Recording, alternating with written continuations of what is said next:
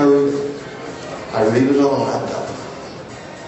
So columns, landscape presentation, all that sort of rubbish, nonsense.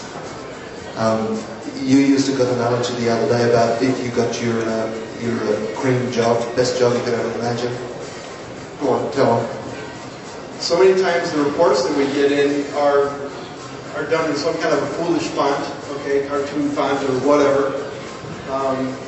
We've had reports that are turned in landscape format rather than portrait format. The way I explain it to all the students when I talk to them is, if you've got the best dream job that you ever had once you graduate, you're working for BMW or Porsche or whoever the dream job is that you want, how would you turn that report into them? Would it be a cartoon font? Would it be landscape? No. It'd be a portrait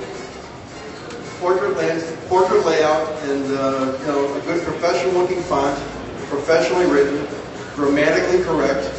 Your name would be at the top. We see an awful lot of reports that don't even have their names on their tops. Okay, you would probably page number the report. You make the report look as professional as you can possibly make it.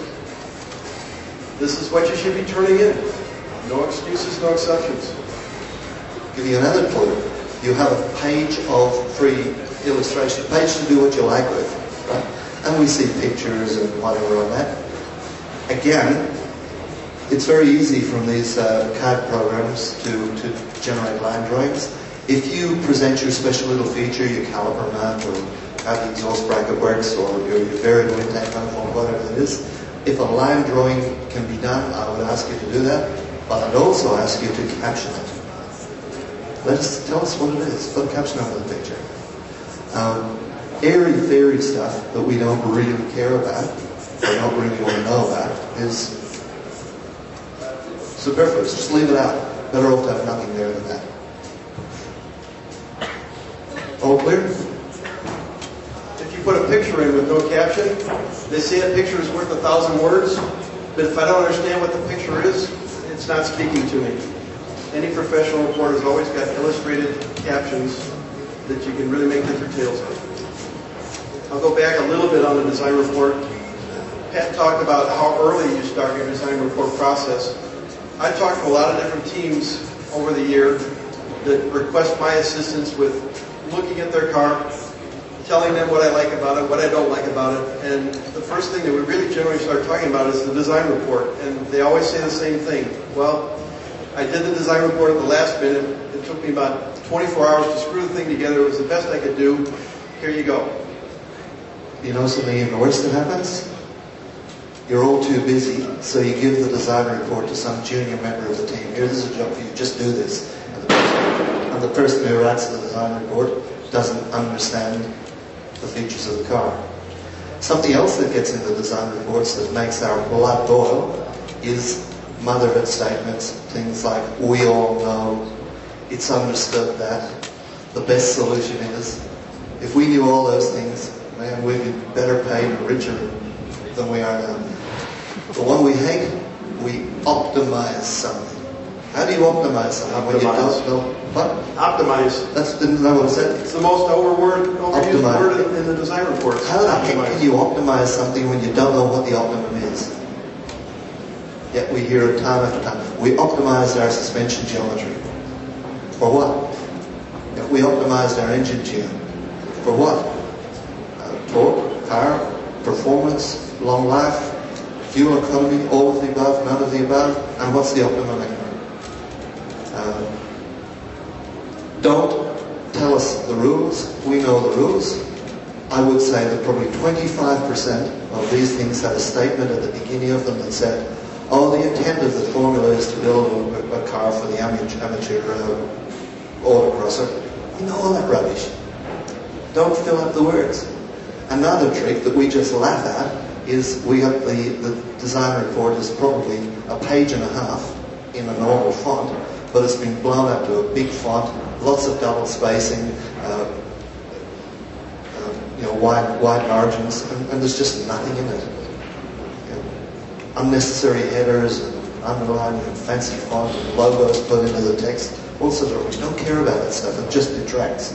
You need a good, straightforward, logical engineering report written from one set of engineers, you, another set of engineers, us, telling us what you have done. We've given you a task to do, now you're reporting to us on what you've done.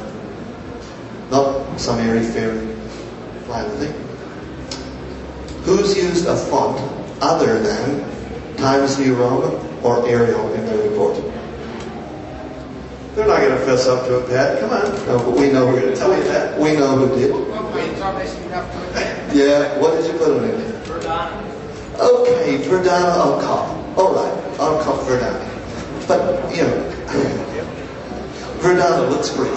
Looks maybe prettier than Arial, just a little. Certainly, I think looks prettier than Times New Roman. From our perspective, the way we see it is that, firstly, we've got to be able to read this, not hurt our eyes. Well, even before that, we've got to be able to print it on our printer or run it on our computer. If you put it in some fancy weirdo font that we don't have in our computer, what happens now? Right?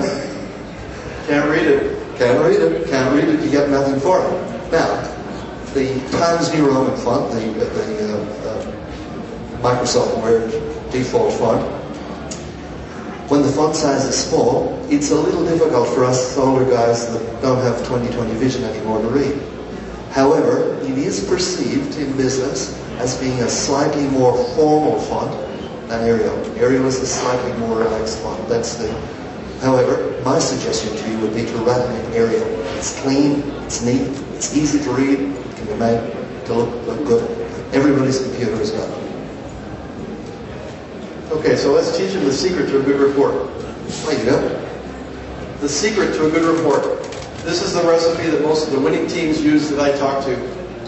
Instead of waiting to the last minute and dreaming up all the details that you thought about up to 11 or 12 months ago, all the successful teams have their teams broken down into categories. We have a person who's responsible for brakes, frame, tires, engine, drivetrain. When you guys sit around and you conceptualize your car, you come up with an idea for this car. You toss around a lot of different brake ideas or a lot of different frame or chassis ideas. It's that time when you should be formulating your report. If you take some rough notes and you start putting your report in the rough draft, and you make each team member that's got responsibility for his segment of the car responsible for the rough draft of the design report, it starts falling together the very first week you start designing your car or conceptualizing your car. After you've decided that you're going to have 4 brake rotors instead of 3, and they're going to be outboard mounted instead of potentially inboard mounted, your report starts taking further shape. As you decide rotor diameter or the number of calipers on the car, the design reports start taking even more further shape, and it starts just falling together all by itself. By the time you're 6 months into your project, I respectfully suggest to you that your design report might be pretty close to done. Yep, just about done. All it needs is editing. Somebody could put it together into the correct format, the 4 pages of written text and the 3D drawings. It's all there. All you've got to do is edit, get that information that you've collated over the period of time into the correct format. This is the secret recipe for design reports that look great, have great content, and impress judges. By the time that you put your concept ideas down, that are refined, you've then done the engineering for the different segments of the report. You've got some pretty hardcore information. That's the stuff that we're after. I don't want the fluffy comments. I want to know exactly how big your rotors are, what your swept area is, how many calipers you've got on the car, and how much pedal force it takes to stop that car at 1G. Hardcore numbers. And how you arrived at those decisions. Exactly. If you have all of the data that goes into the report for that, you're going to have a separate notebook that you're going to carry with you or put into presentation form for your design review. All of the information falls together from there. It's that simple. That's the secret recipe. Does that make sense? It all comes down to planning. It's planning. It's all planning. It's all part of project management, and project management is the clue to winning this competition. Any questions on all of that?